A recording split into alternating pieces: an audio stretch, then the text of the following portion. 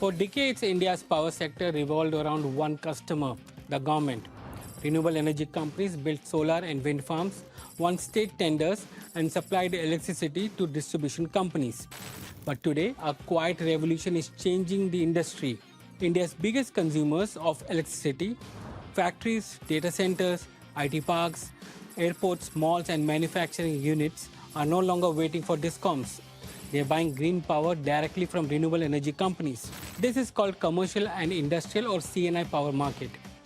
It is growing rapidly, offering higher margins for developers, lower electricity costs for businesses, and creating an entirely new growth engine for India's renewable energy sector. Who are the biggest winners? Which listed companies are betting big on this opportunity? And why are global giants like Amazon and Microsoft increasingly sourcing renewable power in India? Welcome to Deep Dive into India's fastest growing power sector. Welcome to Deep Dive. My guest today is Kuldeep Jain, who is the founder and MD of Clean Max Enviro Energy. Kuldeep, thank you very much for joining us. If you can give us a sense of the kind of industry which is there, which is basically the entire industrial consumers. 50% of the electricity is consumed by them. And that's where the new sector is emerging, which is commercial and industrial energy. How is that working out for, and how fast is this sector growing? So, half of India's power consumption is consumed by commercial industrial consumers. This market has a profit pool of about 250,000 crore rupees, right, just at the point of generation. So it's a big market. And these consumers are exercising their right to choose cheaper, greener sources of power.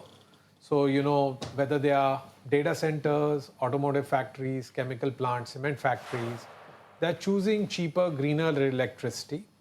And as a result, the industry is growing, is of course a very large addressable profit pool of 250,000 crores. But the penetration is low. What is penetration? How much of the industrial power consumption is through this bilateral green sources is only about 7.5% today nationwide.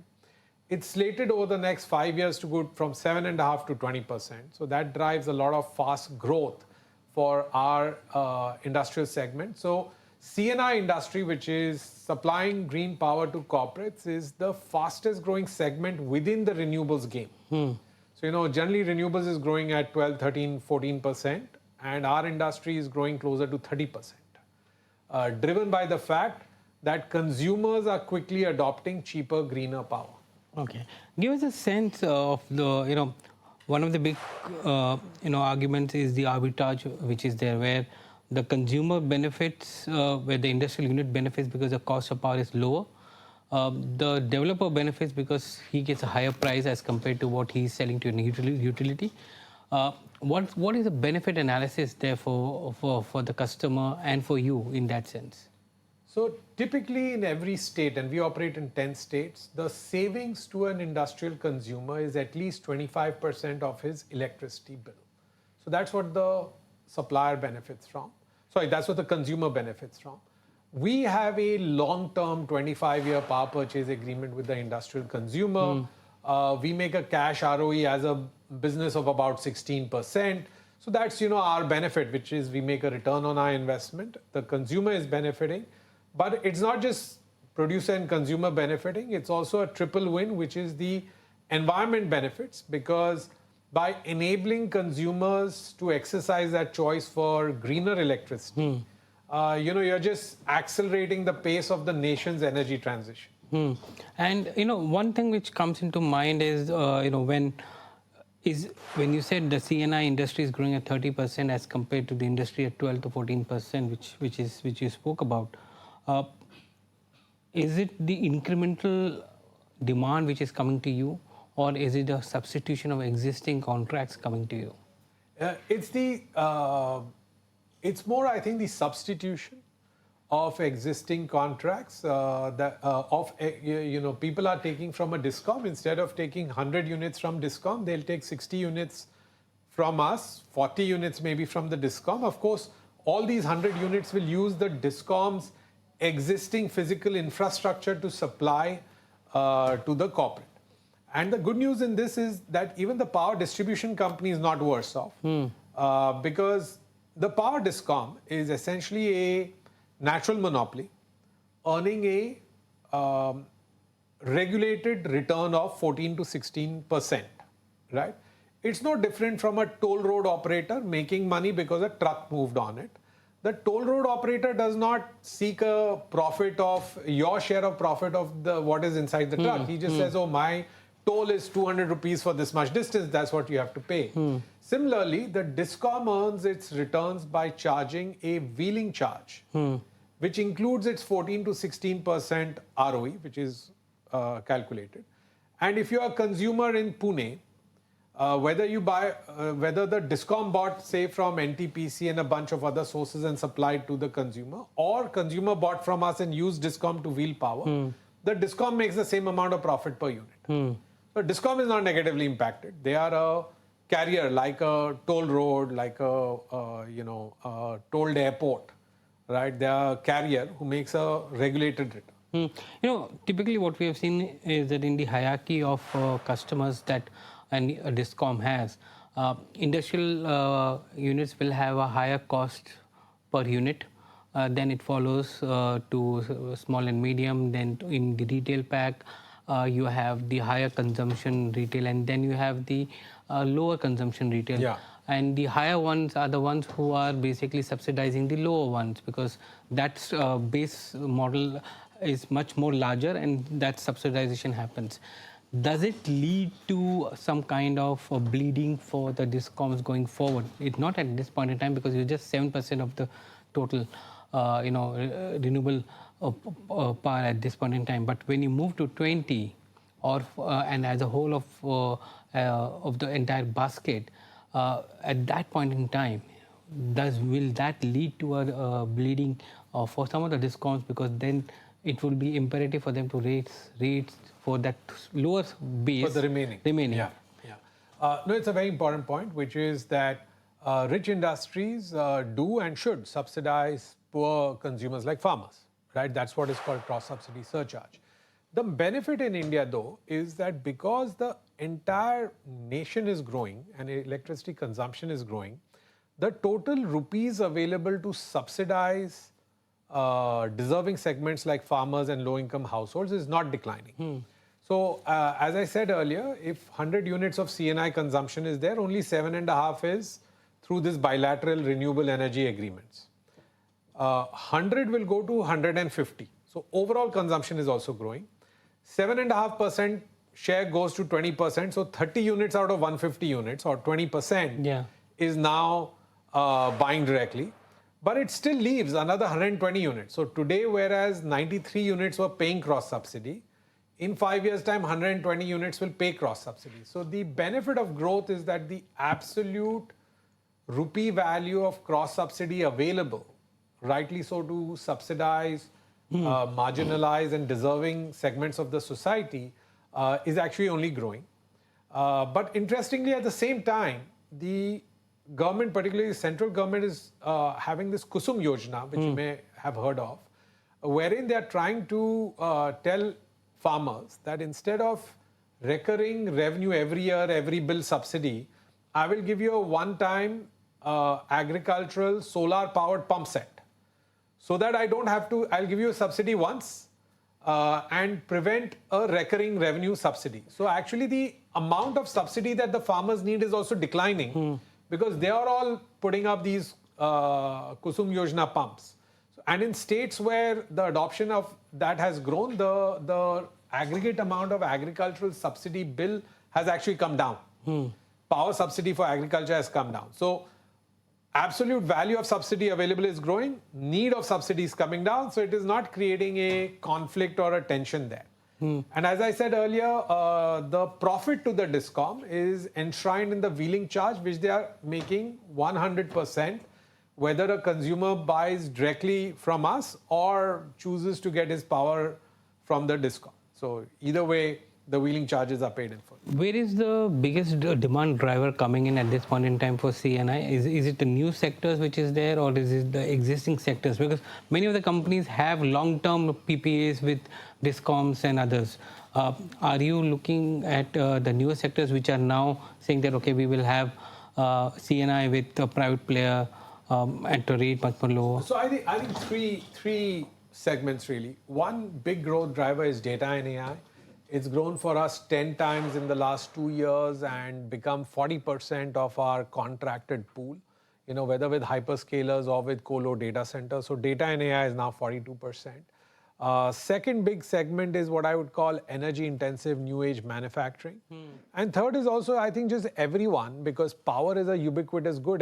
Whether you're chemicals, cement, auto components, plastics manufacturing, you are consuming power. And cheaper, greener power is therefore more desirable. So I think all three segments are really doing well. So the new sectors is something which is now looking more aggressively in CNI at this point in time? Absolutely, because for new sectors, often it's tied up to a global value chain. I'll give you an example of semiconductor or electronics manufacturing. Right, the end consumer is typically a multinational company, which is insisting that its suppliers be net zero. Right, so wherever you are connected in a global value chain, even if the unit's ownership is Indian, your carbon footprint is being measured, then cheaper, greener electricity is also a revenue side advantage. So, whether it's electronics manufacturing, semiconductor manufacturing, solar cell and module manufacturing, they're all looking to go green, or battery manufacturing, they're all looking to go green because they're connected to global value chains where it matters and it's cheaper.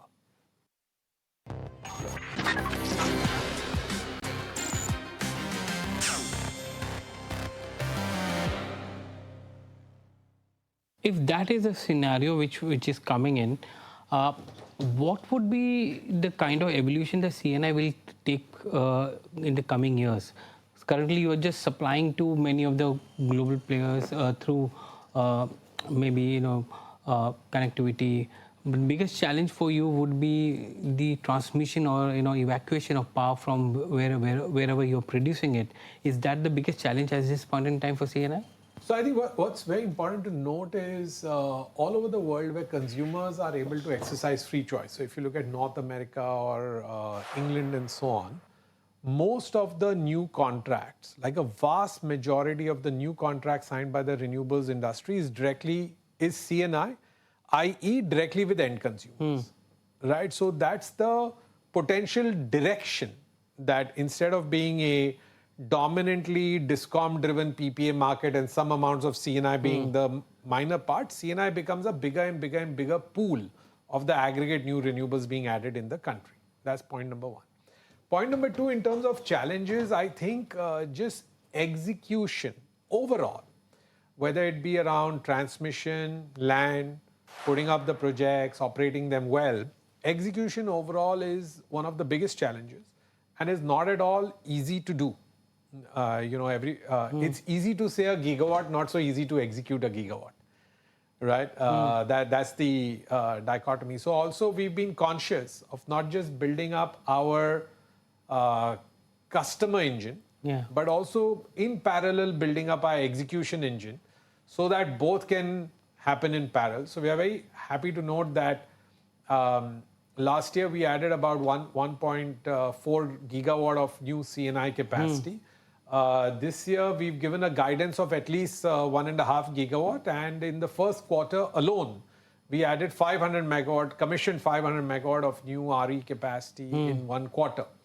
So that pace of execution we have succeeded in really ramping up over the years. So when a CNI company goes for a CNI, basically, and correct me if I'm wrong, they would like to have a captive power, and that's how they get the incentive. So they come into an SPV mode where they're going to take minimum 26% so that it's classified as a captive for them. And while the O&M and everything setting EPC has been done by them, they have a by you, but they have a skin in the game in the form of an equity in the SPV which is there. How does the returns for them work from the buyer point of view, not just from a tariff which is 20%, 25% lower, but from their balance sheet point of view, how does it work for them? So it's actually a great value proposition, which is the investment they made is in 26% equity. The payback on that investment is within the first year in a 25-year deal. So it's a very, very positive payback on their investment. And I've rarely seen that be an issue for any company seeking to adopt cheaper, greener power. So that's the value proposition for them. The plant also typically commissions, if it's solar, within 9 to 12 months of signing. If it's wind or wind-solar hybrids, within 12 or 15 months of signing the PPA. So it's much quicker than what happens in the government sector, where between winning a price bid to execution is 3 years. For us, signing to execution is 12 to 15 months. So the conversion cycle is quicker, and the customer benefit starts flowing quicker. Right? So that's what I would say on that. And how will you look at the point that at some point in time, CNI would also need to have a battery energy storage system because the continuous power. Is that something which is an evolution for CNI as well? Absolutely. Storage actually enlarges the addressable pool, right? So you can have more renewable capacity, and when you cannot use that capacity, you can store it. So it actually enlarges the pool and will require us to put in investments, not just in storage, but also in additional renewable energy generation, which makes the power and then you store it. So investment will be there in both. Overall, it does increase the addressable pool for us.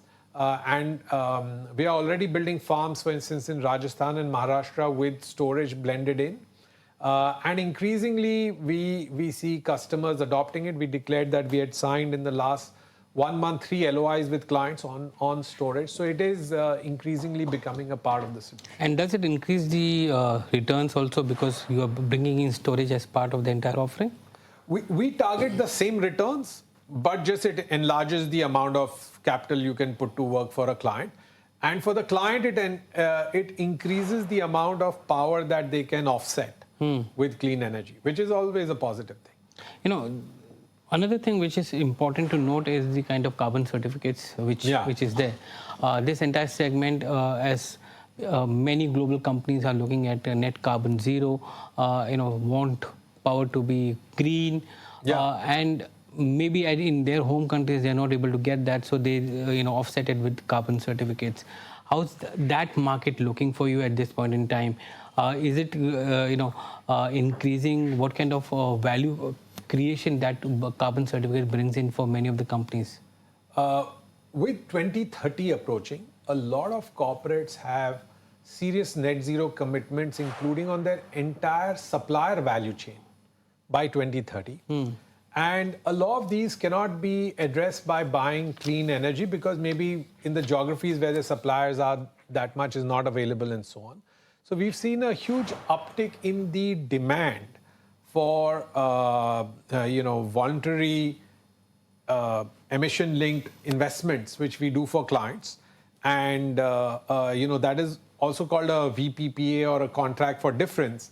And it works out quite well for us because we get the assured tariff per unit that we seek for 25 years.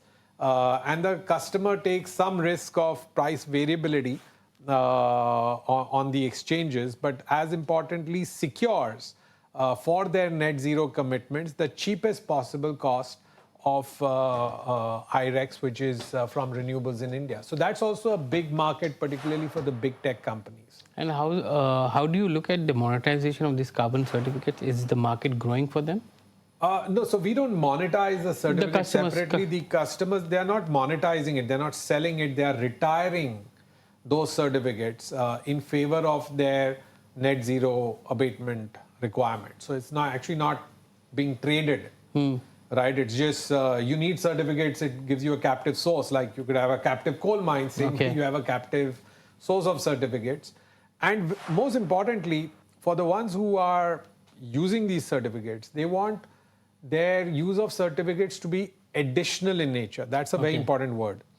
additionality is like a test that you must meet, that there was truly an additional benefit which happened as a result of your action. So if no new capacity came up, you just bought some certificate in an exchange. You paid a price, but the planet did not benefit.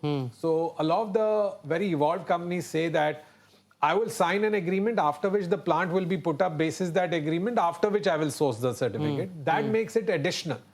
Your action made the earth greener. Right? That's what additionality means. One of the biggest challenges for you is the kind of, the conversion cost, right? How much of electricity can be converted from your farms, and as technology is evolving, that conversion ratio is increasing. Yeah. But that also brings in the point about limited land available, limited, ground available to set up those things. Is that a big challenge for you? I think technology has been a big aid. So if you compare things from 8 years ago to today, just think about that. 8 saal mein, how far have we come? Every location used to have a wind turbine which was 2.1 megawatt. Today it's 5 megawatt. Yeah. Right? The location is the same, but 2.1 has become 5. Every solar panel, which is like an LCD TV sized solar panel, they used to generate about 300, 320 watt peak. Today it's upwards of 600. So we've more than doubled efficiency in the last 7-8 years in terms of land resource requirement, and that is a ever ongoing trend. You always try to become more efficient on that, and that's also very critical because land is both cost and complexity. So of course it is a cost, but it's also complex. There are only so many wind turbine points you're going to get. So you'd rather make 5 megawatt in every point rather than 2.1 megawatt. And you'd rather use a 600 watt peak panel instead of 300 watt peak panel. There's cost and land usage benefits on that. No, so a typical age of a panel would be what, 20 years? 30 years, more than 30 years is the warranted life. Yeah. And if technology is taking the capacity higher from 300 to 600, maybe tomorrow more, as a CNI player, will you have to put more capex to replace them with an higher efficient panels? So that cost is borne by who? Either you or the customer? The way it works is you always use your asset for long, because the panel lasts for 30 years, so there's no point replacing the panel early. But yes, at any time when you're making an investment, you seek to use the best possible technology at that point in time. Right, so I don't think things will get replaced necessarily. But one thing I've seen in power plants don't die. The assets get replaced at end of life. So after 30 years, you still have the power evacuation infrastructure, your solar panel set up. You will take out the old panel, put in the new panel. So your plant can last much longer than your panel can last. Right, so power plants actually last for 50, 100 years because of the associated transmission infrastructure that they have. The final thing which I want to discuss is about the panels itself, the module, the cells. Is the CNI industry dependent on domestic capacity, or is dependent on import? All these norms are governed by the government rules about sourcing. The Indian government has made it mandatory to source local equipment. Which is what we are doing, which is what everyone's doing, right? And I'm glad to report that our Indian manufacturers have also really put in phenomenal investments and upgraded their technology and capability to serve the industry. And so many of the players are also importing under the ALMN route, which is there, because that's something which the government is trying to gradually, from module to cell to wafers and ingots, they are trying to make sure that they all are made in India. How are you placed there? What kind of contracts that you have with your vendors for this kind of transaction or transition? So we have multiple Indian solar module and cell makers as our vendor partners. And we've got great relationships with each and every one of them. We keep sourcing at for the next 6 months of needs. At one time, we will have a contract, and we'll typically work with 2 or 3 players at a point in time. But we are actually quite delighted with the level of quality and productivity that those manufacturers have achieved. Kuldeep, thank you very much for joining us today on Thank Deep you. Dive. Thank you.